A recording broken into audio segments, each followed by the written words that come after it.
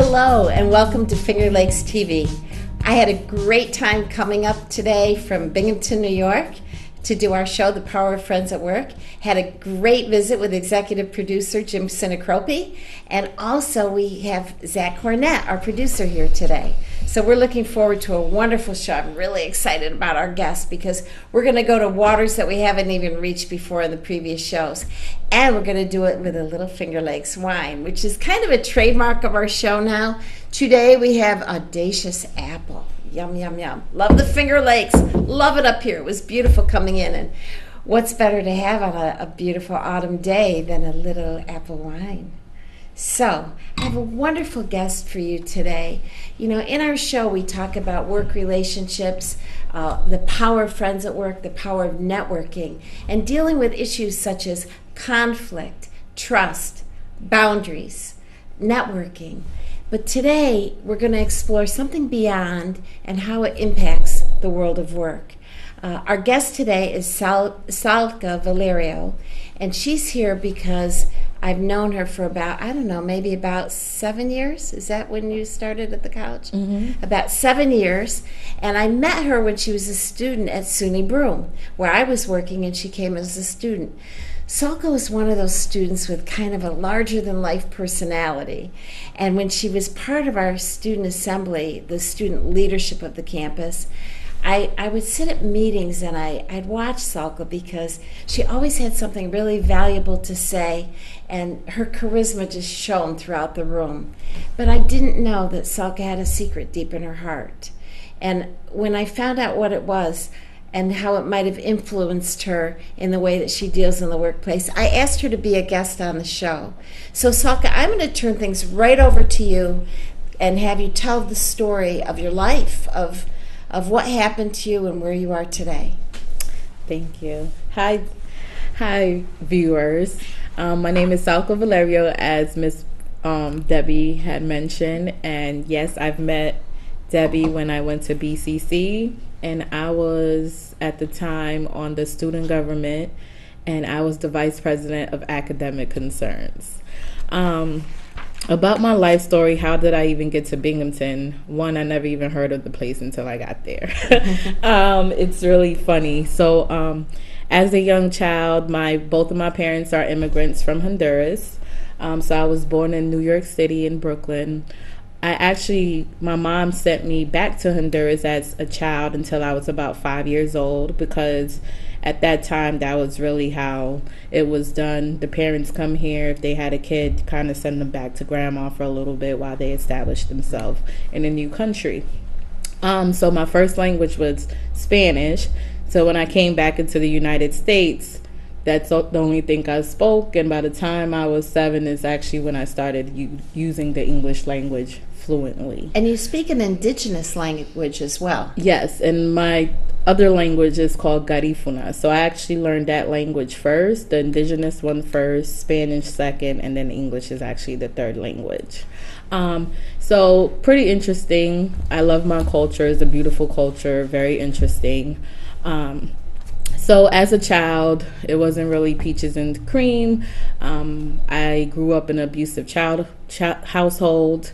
We moved to Norfolk, Virginia, away from the rest of my family that lived in New York City. So that was a little bit traumatic for me, because then it's like cultural stuff was kind of gone. So now I have to get used to another living environment. So I didn't have close families close by. So as I got older, me and my mom, we didn't really typically get along. I started going through depression at a young age. I started seeking love, as any probably typical teenager would do if they weren't getting at home.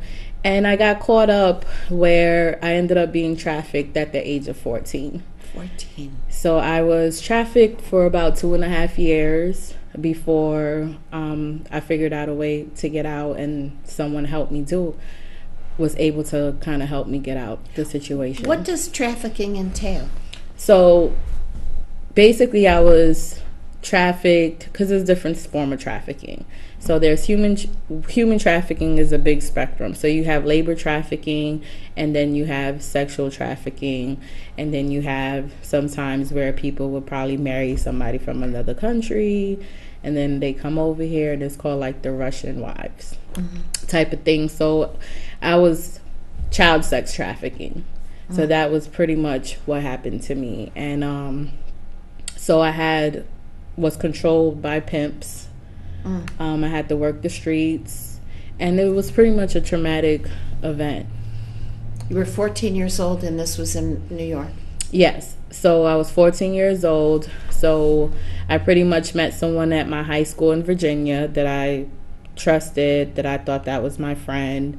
I told him about my situations at home, and I told him that it wasn't really safe for me to stay there. And he said that I was able to live with him and his aunt and his uncle in New York City, which I thought it was a good idea, because maybe then I can get closer to my family if I found them, and also I would be away from my mom. And then when I got there, it was a whole different story. And come to find out, he actually sold me to somebody that lived in New York City. So you found that out when you arrived? Yes. Okay. Yeah, once I arrived and once I kind of figured out what was going on, I requested that they take me back to the bus station so I could go back home. And the guy just flat out said, you're not going to return back to your home until you make the money that I paid for you for. And that's when I realized that it wasn't the situation that I thought it was. What a shock, what a jolt that must have been for you. Yeah, it really was. And at that point, at that young age, it's like your only reaction is to fight, pretty much. So I cried. I was pretty much fighting, and then they just put me through a process where they kind of break you down to the point that you agree to do whatever they tell you to do. So you would sleep at their house, and they would feed you if you made money. If you made money. So if you made enough money for the night, you'll get food. If you didn't, then you don't have anything to eat. Then you don't eat. Pretty much. Did they hit you or hurt you? Yep, so a lot of abuse happened, sexual abuse especially. I was 14 years old, so at that point I was pretty much a virgin, so sexual abuse happened a lot. Physical abuse also happened. And if you didn't make no money, then you wouldn't eat. And if you didn't make any money that night, then you're liable of getting abused, some type of punishment. How did you survive? I mean, what did you muster up to survive? Thinking about like how I survived this situation was basically like I survived through me being abused at home. Mm-hmm. So being in this situation is like, okay, this is another situation that I'm being abused at, so I have to survive this. If I left Virginia, a whole state where my mom is at, I'm gonna make sure that I live and make it out this situation as well. Mm-hmm. So pretty much I had to just get with the program and adapt to where I was at, because the first thing was I had to adapt to my surrounding. Because in my head is, if I don't adapt, then it'll be easy for them to kind of mold me to what they want me to become, and then I can lose touch with myself. Mm-hmm. So pretty much is adapting and keeping in the back of my head is like, I'm going to get out of here, whether I make it dead or alive. So at no point did you ever think of taking your own life? No. Good. Did you have a lot of faith at that time? At that time, no. Not really. Because I wonder what you draw upon. It just was inner strength. At that time, I didn't really have that much faith. But going through what I went through at home as well, I did already like try to commit suicide a couple times, and that wasn't fun. So at this point, that kind of was out the window, out my head, and I just knew that if I got out the first situation, I'm gonna get out of this situation. And you did, no matter what. Yeah. How did it evolve? So how did it evolve? It was basically more so I figured out how to pretty much play the game. So there were different type of rules. So the world of human trafficking is really different, especially like in the pimp sector of it. being with a pimp for too long was pretty much dangerous, because then they kind of get to learn you. They kind of figure out what controls you, what doesn't. So I figured out that if I didn't stay with a pimp too long, it was like a day closer to freedom. Right? So I would always probably choose to be with another pimp, or I'll talk to one of the other girls and say, okay, how's your situation over there? And then probably choose to go over there. So the first person that I started with, he like putting his girls on the street. And then the next person I went with, he was more so putting his girls in the club. How did you get the first guy to give you up? Well, that part was kind of an accident, because he pretty much said, you're going to go out the street. This is what you're going to do. You're going to ask a couple questions to the person that pull up in the car. You're not allowed to talk to pimps. Ask if the person is a cop or not. And if they're a customer, then this is what you're going to say. So when the car pulled up, I was pretty much like, I'm not from here. This person took me from Virginia. I'm ready to go home. And come to find out, that person was a pimp that I was talking to. And in that game, if another girl, because you're looked at as property, is talking to another pimp, that means that pimp is able to kind of charge your pimp like a, I don't want to say like a ticket, but like a violation. Like, she was talking to me and I was talking to her, so now you owe me this amount of money unless you give her to me and she works it off, and I could return her back, or she could just choose to stay with me. So I pretty much just chose to stay with him because it would be too dangerous for me to go back to the other pimp. Did you have to be in the same neighborhood after? No, okay, no, so you're never, you're never in the same really area. Was the second guy better? Pretty much. It was, because he wasn't really as physically abusive, and then he didn't really have his girls out and working in the streets. It was more so he had his girls working in like underground clubs and things like that. So once I got with him, I would be dancing at the clubs, and it was a guy that was there, and he used to always be like, what's going on with you? You always have an attitude every time I come in here. You're never happy. And I'm like, because this is not something that I want to do. Like, I'm not here to have fun. You were like, what, 15, 16 years old? At this time, I was like 14, turning 15 still. So he pretty much asked what happened, and I told him, and he said, well, I'm going to try to help you get out of here. So he pretty much did. Wow. Was he someone that was interested in you romantically? Like, did he get you out and you ended up dating him or something, but you got out of the...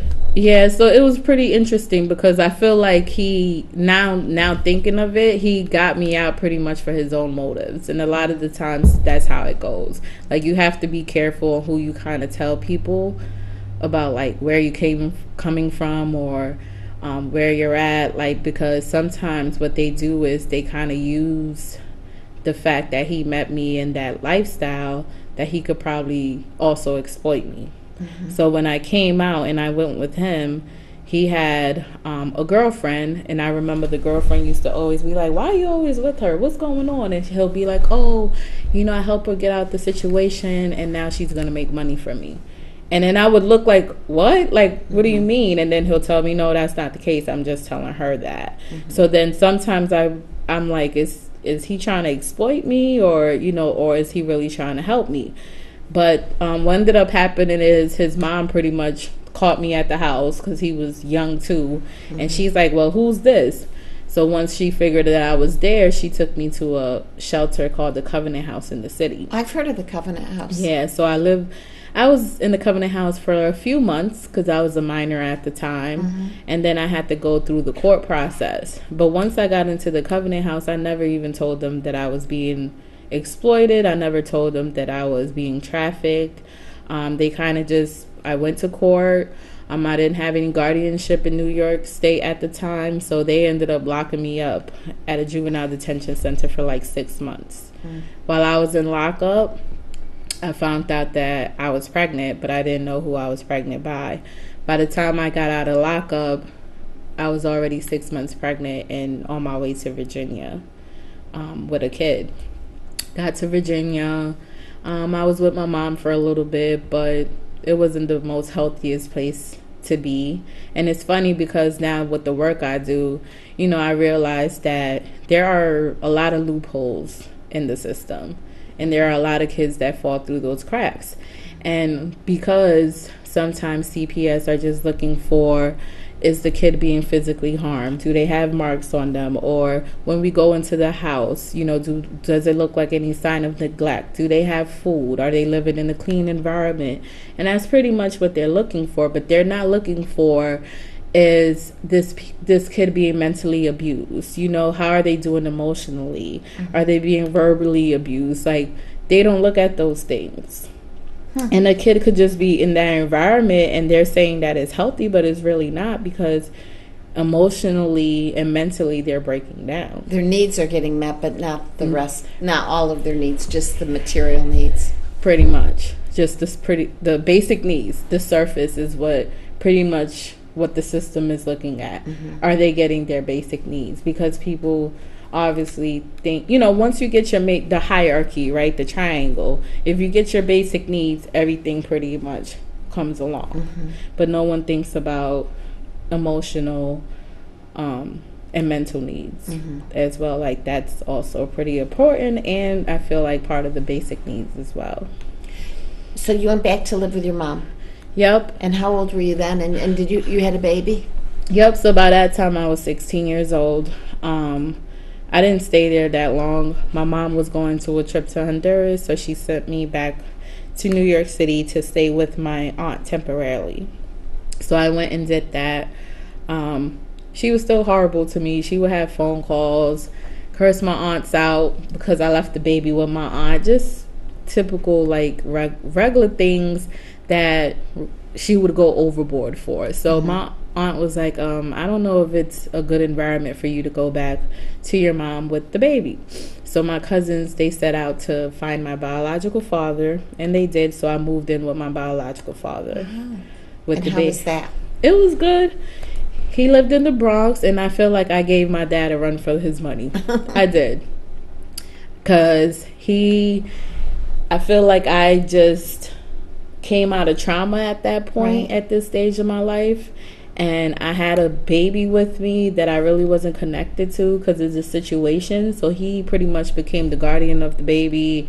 I pretty much was just running the streets. Is this Jamel?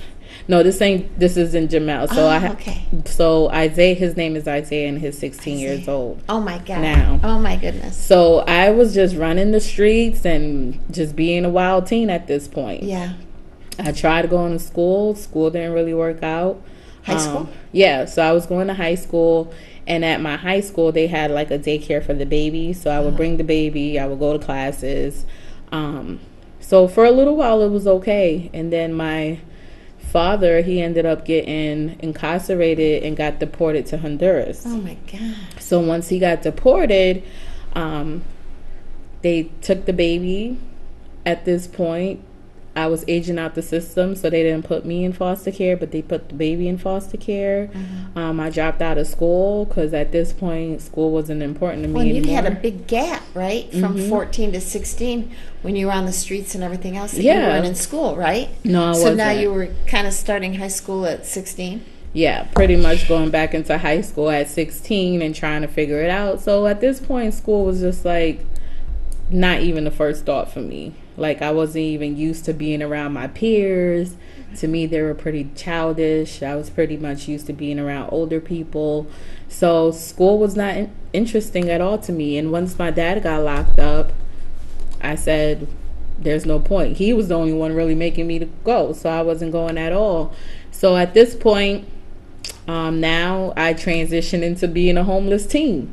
So I've done things to survive. I slept on the train. I slept on benches, parks.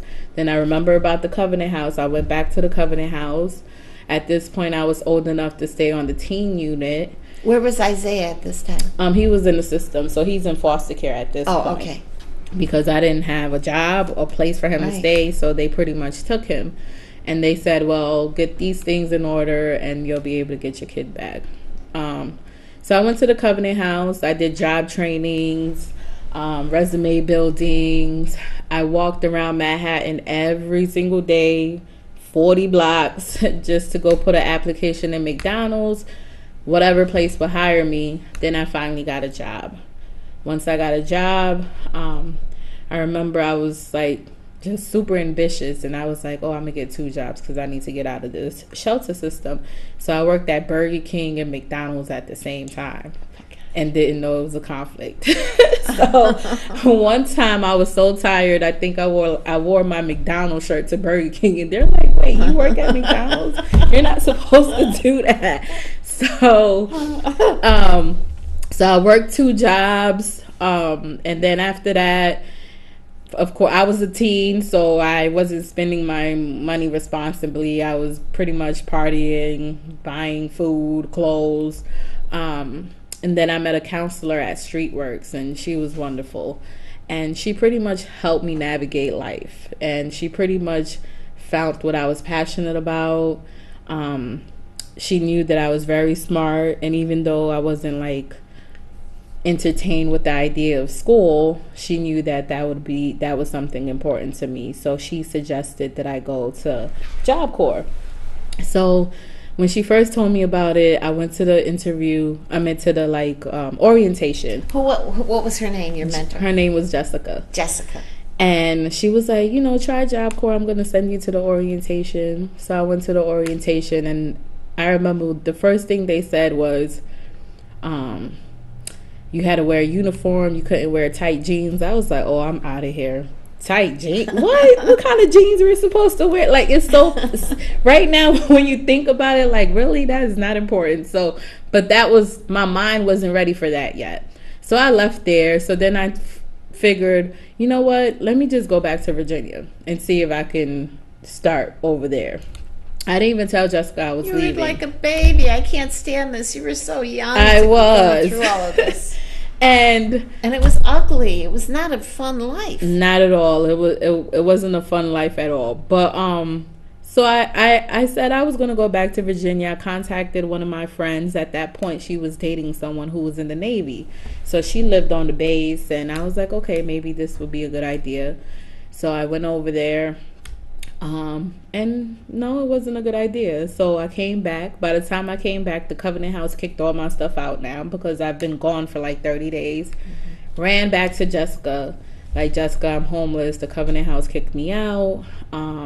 But Jessica, one thing about her, and this is like what I learned from her, was she never chastised me about anything. She never said, where you was at? Why were you gone? How come you didn't contact me? She just said, okay, now let's figure out what we're going to do from here. She got me an emergency shelter. She told me about Job Corps again and how she convinced me. She's like, listen, it's a bed, it's 3 meals a day, and they pay you to get your education. Like, you're going to get money, you're going to learn new skills, and you'll be all set to go. Instead of being out here trying to find your own way, you'll have a little bit of guidance, and it'll be structured, and you'll get help. So at this point, I'm like, well, I don't have a choice. Really, I'm going to try it out. And going to Job Corps really changed my life and my perspective and view of the world. Once I got there, it was very structured. It was kind of being in a military type of environment. You had to make your bed a certain way. Your room has to look a certain way. They had curfew, things like that. And that didn't really bother me because I kind of came from an environment where we had a curfew, or you had to keep your rooms clean. And it was a structured environment. A Covenant House? Yeah, as well. So that wasn't an issue for me. So I started figuring out, how do I adapt to this environment? Like, what's going on this campus, and how can I adapt in this environment to make me feel comfortable and so I can thrive and get whatever I need out this environment. So I noticed they also had like a student government there. Mm-hmm. And they also had like student ambassadors and leaders. And I think for a long time I've been a natural leader anyways. Mm-hmm. And I noticed there were things on center that didn't really quite make sense to me. And being that I was coming from a population where I was homeless and I had a lot of needs, mm-hmm. these needs were like kind of hard to be met on campus. So they had a lot of rules, like if you get a point or you get an infraction, you're not allowed to go to a Walmart trip, right? Mm-hmm. And I thought that was unfair because you guys have a lot of problems with theft on campus, mm-hmm. and you have a lot of problems with people fighting each other on campus. Mm-hmm. So I went to the Senate director and I said, hey, you know what could help with people fighting and theft? Is if you build a student store. Oh. Because if you do that, the people that are not allowed to go on the Walmart trip, they're not going to be stealing stuff from people that are going, and then people won't get mad and try to fight anybody. Right. So instead of punishing them and not allowing them to go get their basic items, you guys should have a place where they can go to, because it's not fair that you're punishing them and saying they can't get the things that they need. Mm-hmm. Because they can't go on a trip. Like, Walmart trip is not like going to Disney World. You're going to the store to get what you need to get. Right. So they thought about it and said it was a good idea. So they got the carpenters that were on center to build the store. Mm-hmm. We stocked the store, and then we had a student store. And then I was like, you know what? I could do more work. Like, this feels good. Like, I could make a lot of change here. And then I became a student ambassador. So then this was like the person to greet the new people that came onto campus. And then I kind of talked to them, shared a little bit of my story and saying, you know, what benefits they could get out of here. So once that happened, I became the president of the whole student government campus. Then we ended up getting jobs off campus, being able to get food off campus and have it delivered to the center. So, but it was funny to me because it's like a lot of these things are like basic things, and I couldn't imagine how no one didn't think of these ideas to kind of fix the issues that were happening on campus with other students. I bet coming from that whole survival mode of all that you went through for so many years, you were thinking about getting basic needs met. You know, one of the things I always say to you is you're very pragmatic. You're a very practical person, and everything that you went through, it's almost like you had to dissociate from what was happening to you and be this other grown-up when you were like 14, 15, 16 years old, to think about how can I adapt, how can I get out of this disaster. And the maturity for such a young girl that, I mean, I know people hearing your story are thinking, man, you know, what a situation, and she was surrounded with people that were a mess. And how come your life didn't end up to be a mess yet? I think somehow in the throes of it, you were able to adapt. Yeah. And that was the biggest thing for me, is being able to adapt to the situation. Because if you just, it's like, I look at it as a theory, sink and swim, right? If you're thrown in the water, what you're going to do, you're either going to drown or you're going to learn how to swim. Right. And that's pretty much my thing. Like, if I'm thrown in this situation, there's no time to panic. There's no time to really cry. It's like, okay, we have to play this game until we figure out how to get out of here. And despite what happened to you, you continue to believe in yourself. You continue to have that fortitude. Yes. By the time I met you, you were like a superstar. You were in an honor society at the college. You had to be on Dean's list to even stay in your position as student assembly. What happened after you left the Job Corps in that whole scenario? So after I left the Job Corps, the transition from Job Corps was kind of pretty tough, and it was kind of like hard because at most students that are at Job Corps, they're able to graduate and they go home to their families, right? I didn't have a family to go home to. So I had to be more strategic on what was going to happen after this step. So I tried to go into Sullivan Community College, and that was like right around Sullivan County where the Job Corps that I was going to. And at this point, I was 21 years old. And I couldn't go because I still needed information from my mom to get financial aid. So that didn't happen because she didn't agree to give up her information for financial aid. So that didn't work out. So I was like, okay, I can't go to college. So what's next? I tried the military. So I was going to go into the National Guards. I scored well I did well with the physical fitness. I wasn't as heavy as I am now. But thanks. So I did well with that, but I didn't do well on the math test. Mm-hmm. So I kind of failed it, and I didn't really have time to take it over to go into the military right away. So that failed. So then I was like, well, what am I going to do? So I started kind of researching areas around the area that I was in. And I met Jamel's father at this point, and he was from the Binghamton area. That's where he lived. So, and it's funny because in my survivor mentality, I always had survivor mentality. It doesn't cut off. So I'm like, is there public transportation? Do they have shelters? Mm-hmm. What are the resources in this community? What is the jobs? Am I able to get a job quick? So I looked into it. Public transportation I needed because I didn't have a car at the time. I had to make sure there was a shelter system around, so that way, if anything, I was able to find somewhere safe to go. Mm-hmm. So after that, he pretty much said, yeah, I looked into it, so I moved into Binghamton. I lived with him and his family for about a year. Mm-hmm. I had Jamel at this time, and I knew already, like, if I wanted a good job and I need in the future secured for my son, I would have to go into school. Mm-hmm. And being that I was denied before, I found out now that I have a kid, I'm, pretty much independent. So I signed up for school pretty much after Jamel was born. Mm-hmm. And I ended up at BCC mm-hmm. at that point. And when I was at BCC, I was just, the college experience was just awesome to me because this is something I always wanted to do, but I didn't have that luxury into doing it. So when I went in, I kind of dived into the experience, right? Mm-hmm.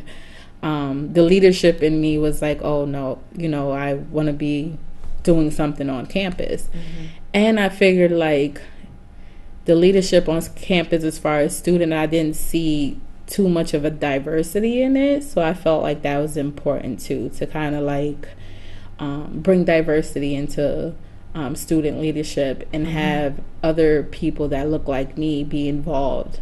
And heard. And heard on campus. Have your voice heard. Yeah, pretty much. So that's what a need that I seen, and I just jumped right into it. And you did it in a way that was always so gracious. There are two things, since the show is about work friends and work relationships, mm-hmm. to segue over a little bit about your work, your leadership in student government.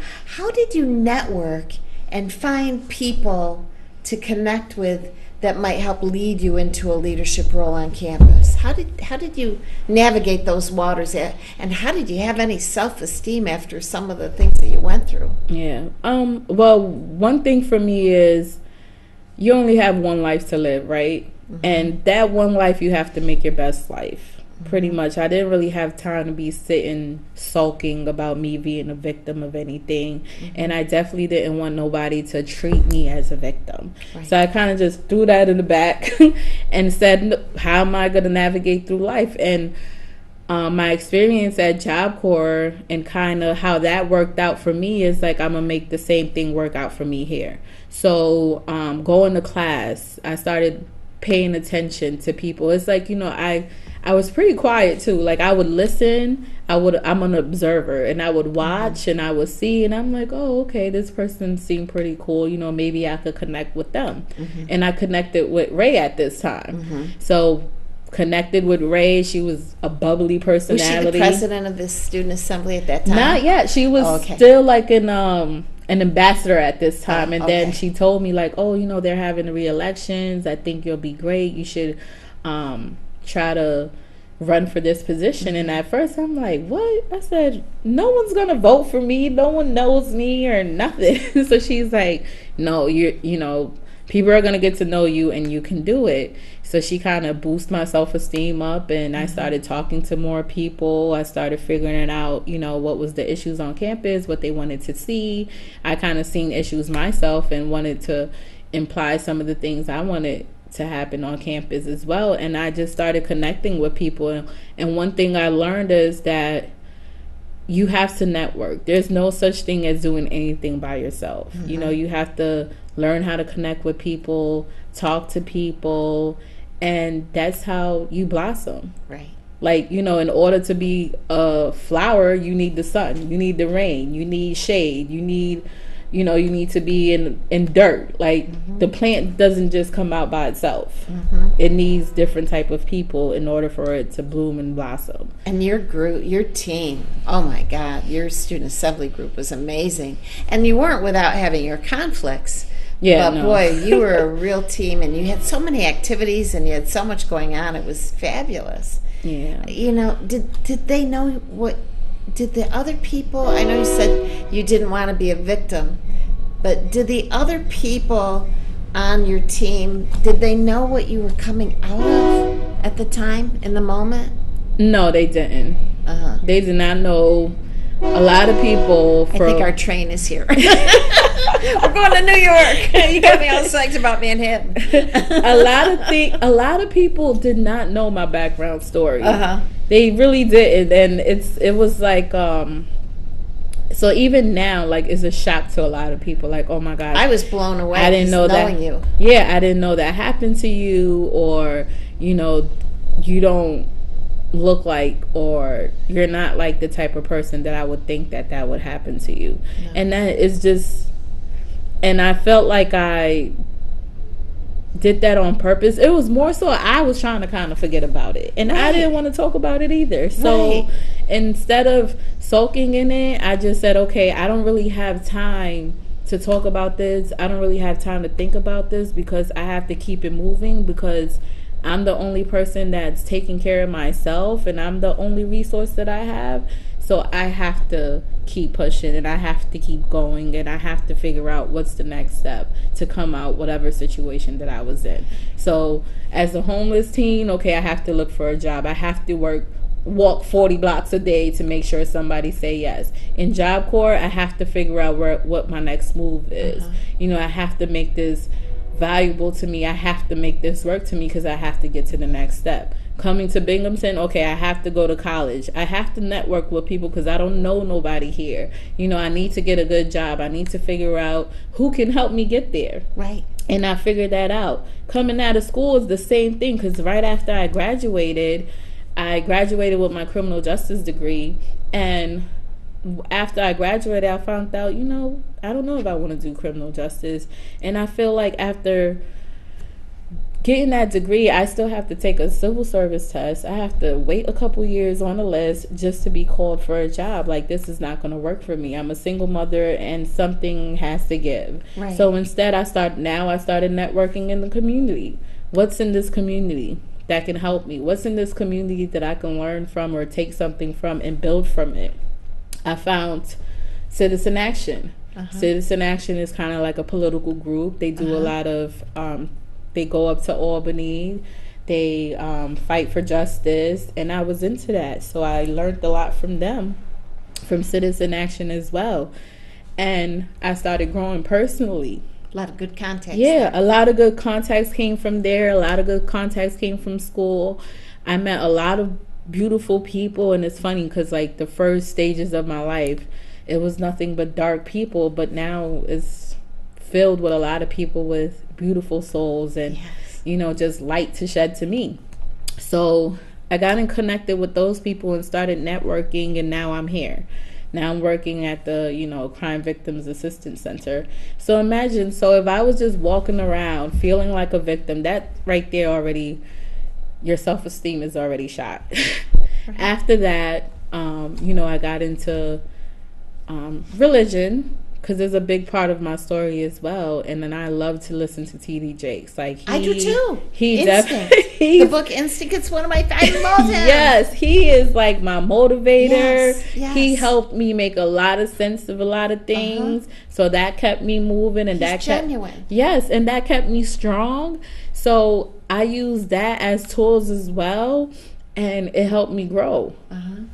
And if I sat there and was like, I'm a victim of this, poor me, or I would have just left myself in a stuck position. And then I would have been too focused on my trauma that I wouldn't have been able to keep moving on. Yeah. And I did all of this, and it's a victory for me because, I think counseling and therapy is really good, is great. But I didn't, didn't use those to get me through. You know, it was more so my strength and my belief in God is what got me through what I got to get through. You know, knowing you all these years, the one thing that I've noticed is I've never seen you backstab. I've never heard you gossip about anybody, say anything negative about anybody. I have a belief that the only people that want to be around complainers are people that complain themselves, and gossipy people want to be around other gossipy people. But somehow you took all that frustration and all that tough part of your life, and I really do believe that the reason you're surrounded with sunshine and good people now is because you just aren't a victim. Yeah. And could you tell our viewers a little bit about the work you're doing now and how it kind of has gotten you to be more vocal about the past and the impact of the people that surround you at this point in your life? Yeah, so I work at the Crime Victims Assistance Center through the Safe Harbor Department. And what Safe Harbor is basically helping youth that have been exploited or are at risk of being exploited sexually. So it's interesting, like, how I ended up getting that job, because I wasn't looking for that type of work. I wasn't even, like, my passion was I wanted to build a shelter for homeless youth. And what I started doing, I started going to grant writing workshops. So I don't know nothing about grant writing workshops. I would not one thing. So I went to this workshop, and when I went to this workshop, it was different people from organization in this workshop. And I'm like, wow, I'm at the wrong place, because I don't have a nonprofit. I don't have an organization. I'm just here to try to learn. So when she was talking about what to put in the grants, she was really talking a foreign language to me. I didn't understand anything. So I'm sitting next to this lady, and I was sitting next to this guy, and I'm like, I hope no one asks me a question, because I don't know what to say. So hopefully when this is over, I could just sneak out the door and that's it. So the class was over, and then the lady next to me, which is Christine, started talking to me, but she was talking to me about, like, makeup and stuff. So we started talking, and then she's like, well, what organization you're from? And I'm like, oh, the question I didn't want to answer. So I'm like, actually, I'm not here for an org. I actually came here personal, because I wanted to learn how to write a grant, because I was interested in developing on this program for youth that have been homeless or have been trafficked. So she was like, oh, wow, we have a new program at our program right at Crime Victims Assistance Center now. So I was like, yes, I'm passionate about it. You know, I had a personal experience with it. So she invited me to come talk to the people that were at the meeting. I went to the meeting, shared my experiences and some of my ideas, and it blossomed from there. And then I became, you know, a caseworker, and then I kind of got my strength to talk about it publicly. So then I started speaking about my situation publicly, and from there I was getting speaking engagements. I was doing outreach work. I was going to a few churches to train people about human trafficking and what the red flags were. So now I'm working with young girls that may have not been exploited. Some were, and then there are some that they're just having risky behaviors and are susceptible of being trafficked. And it's funny because now when I deal with my girls, it's like Jessica voice is in the back of my head. Oh, you're like the new Jessica. Right. So the way she she interacted with me is also the same way I interact with her. And also thinking about the service providers I had, you know, going through the system, is like, I knew what was the issues were. I was one of those kids, like, I don't want to talk to you. I don't know you. Like, why am I here? And me interacting with them is, one thing I've learned is they just want somebody to listen to them. Well, and they know that you've been down that path. And some of them don't know. Oh. The kids that I work with, they don't know that that happens to me. Is it because you're a good listener? That's what it is. I think you so. have to be a good listener. Like, you have to be an active listener, because people tell you what they need. You know, you don't always have to, you know, and a lot of times when it comes to dealing with teenagers, adults in their lives want to be like, I want to tell you what to do. Right. This is the way to go. I've been there. This is the direction. And a lot of them are turned off by that. They do not want to hear that because they know what they want, they know what they need, and they really know their own path. It's just they just need someone to support them and kind of guide them a little bit. Right. I remember one of my girls were like, well, what's the point of me coming to see you or talking to you, right? So I said, think of it this way. You're sitting in a dark room and you just turn on the light switch. I'm the light switch. Oh, nice. So if you find yourself in a dark space and you need help, just turn it on, and I'll be there to, to help you out, give you advice or whatever.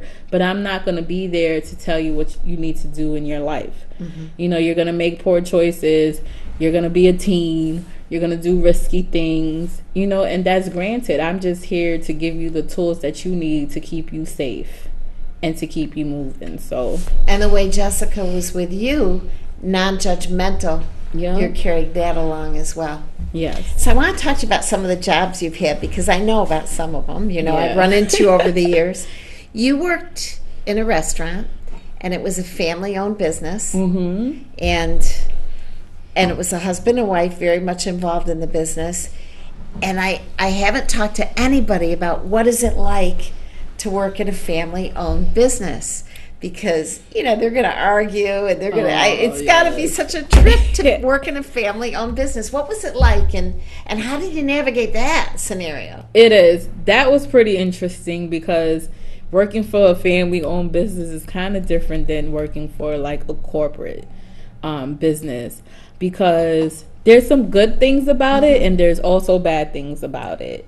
And to be able to navigate that, there were times I had bad days, and there were times it was good days, but it was pretty much kind of like, then again, back to the word adapting to the situation. They treated me as family as well.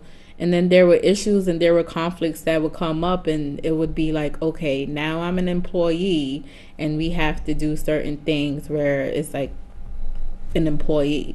And then how to figure out those boundaries, yes. Right? Like not getting too close, but getting close enough that we feel like family and that we could work together. And it was an experience. I think the whole boundary thing is such a huge thing in business, because when you're working with people and you get really connected with them, and I know that you were talking about your relationship with your supervisor now with Christine, that you feel connected and you have a really good connection. But sometimes when you have that connection, the others that work with you, I had situations in my own career where, as a manager, where I had certain staff that I was more connected with, and I had to really be careful mm-hmm. to keep work here and a personal life here, so I didn't really socialize with people outside of work unless it was in a professional setting. Like mm-hmm. It's okay to invite somebody to a wedding, but you don't really invite them to a sleepover at your house, or right. where there's alcohol or whatever. Right. So it's hard to set those boundaries. So it's like, you have your work relationships, and then you have your outside relationships, and then you have to think sometimes, is my outside relationship with this person is going to affect my work relationship with this person? And sometimes it does. Yes. Because as human beings, like, we can't help it. Sometimes we play favoritism, and right. sometimes, we don't. Right. Sometimes you just like who you like, and you don't have no choice in the matter where you're at a workplace. Like, you can't pick who you work with. Mm-hmm. So either you guys get along, or you have to figure out how to get along. Yeah. One of the things that I've told friends and that have had tough work scenarios with their boss or with a supervisor is a lot of times it's so beneficial to make that connection, that interpersonal connection, so that they'll listen to you when you have those tough times. Mm-hmm. And I know I had a colleague who he wasn't getting along with his supervisor, and I said, do you ever drop by his office and have a conversation, chat? Because I know that in business myself, I've been in sales a long time, I've been in business a long time, that interpersonal, take the time to put yourself in front of that person, to talk to mm-hmm. them. It'll really make things better. And if you can keep the boundary to not go too far, but to still have a connection, can really help you in the long run on the job. It does. It does. And after working in this field now, I learned a lot about being trauma informed. And I feel like if everybody in the world worked as being trauma informed, the world would be a better place. And what being trauma informed is basically is just being sensitive to who that other person is, or like, and that's how you can connect with them. And like me, like I get along with a lot of people. Yeah. And a lot of people would say that I'm popular. Mm-hmm. But in reality, I do know these people and I am pretty popular, but I hang out by myself all the time. You will find me going places by myself and people think that's kind of odd. It's because you have to set boundaries, and you have to know like how to kind of work that relationship, right? So I have great friends that we go out, we hang out, we do dinner, we do all of this stuff together. And then I have friends that maybe I don't do those things with, and we just see each other in passing, or we can go read a book, or we can go sit at a cafe, or they're not chatty. And when I don't feel like being chatty, I'm around them, Yeah. And it's just setting those boundaries and just knowing the different personalities that you're interacting with and understanding them, and knowing not to push limits as well. Right. Sometimes I know I could probably be, I could be bossy sometimes. I've never seen it. You're like one of the most, I was going to say, you're one of the most chill people I know. Are millennials still using the word chill? Right.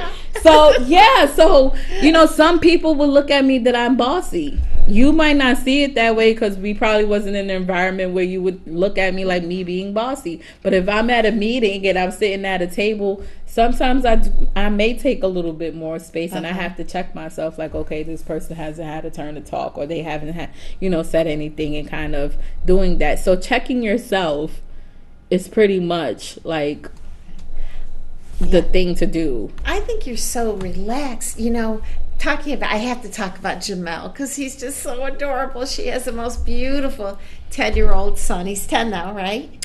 He's going to be 10. He's going to be 10, Jamel. And he's the most polite, respectful. You did good. You raised that kid right. And I know that you've been very kind of relaxed with him. Not relaxed, but quiet with him and peaceful. When you're around Jamel, there's a sense of serenity. He knows how to behave. 10 years old, and we could have had him here with us today because he would have sat and just been relaxed and polite, and yet he'll engage with adults. Coming from what you came from with your home life, your dad, all of the scenarios, how did you approach raising Jamel that got him to the point where he's at age 10? So I didn't want to pretty much repeat the same cycle, and I didn't want to pretty much put these traumas in his life. So I was very patient, and me and him had a lot of conversations from a young age, from when he understood the language. Mm-hmm. Every time Jamel did something, I would say, this is what you did. This is the consequences.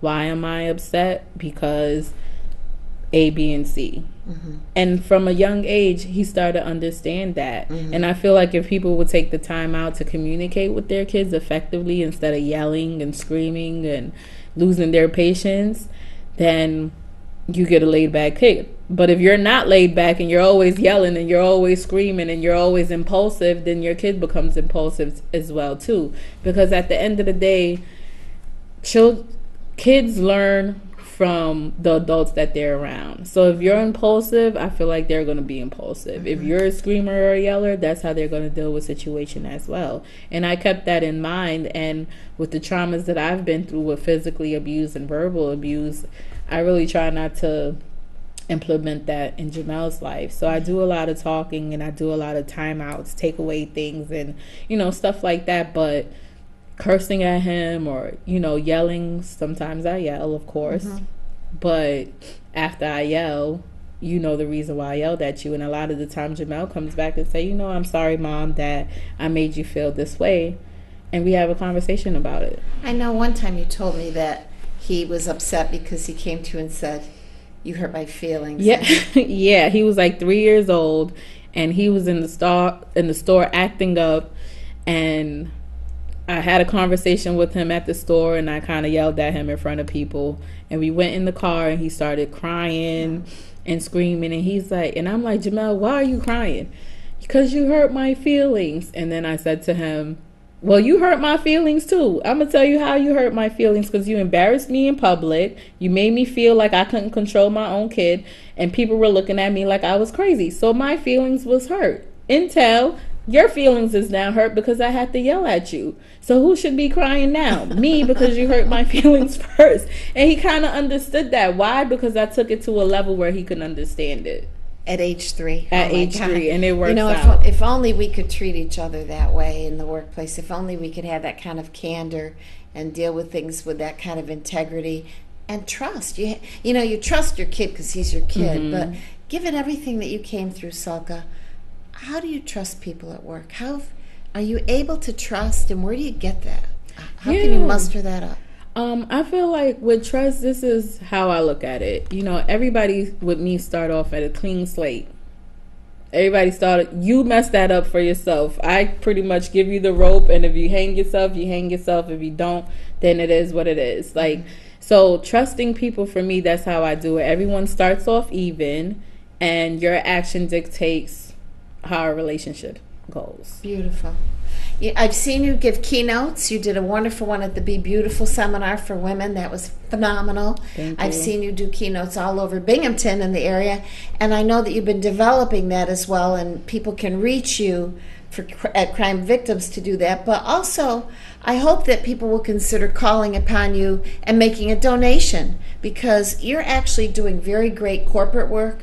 You're doing wonderful, you're giving a wonderful message, and you should be valued financially for that. So is there a way that people can reach you, or would you prefer they reach you through me? They could reach me through you, and they could also reach me at salkavalerio@gmail.com. Let's do it that way. Salka Valerio, the name is on the screen. At gmail.com. At gmail.com, and they can just email you. Yep, they could if they're interested in a keynote or yes, they can email further. me. Okay, beautiful. Well, before we leave, I think we have a minute or two. Before we leave, can you describe yourself in 1 or 2 words? Free and gracious. Free and gracious. Amen. As T.D. Jakes would say, Amen. Says yes. You truly are. Free is you. a beautiful word to choose, that you chose to use about yourself. And may we all be as free as Salka. May we all be as adaptable, looking for opportunities, finding the resources that we need to do what we need to do in the workplace and beyond. Thank you so much, viewers, for being with us today. Wasn't this a good one? Boy, to be able to see inside someone's life and think about the things that we can learn from that in our own lives and in our own workplaces. So, thank you, viewers, for being with us. Thank you, Zach, for doing a great job. Salka, we'll see you in a few. And I look forward to seeing you all next month when we talk about the power of friends at work.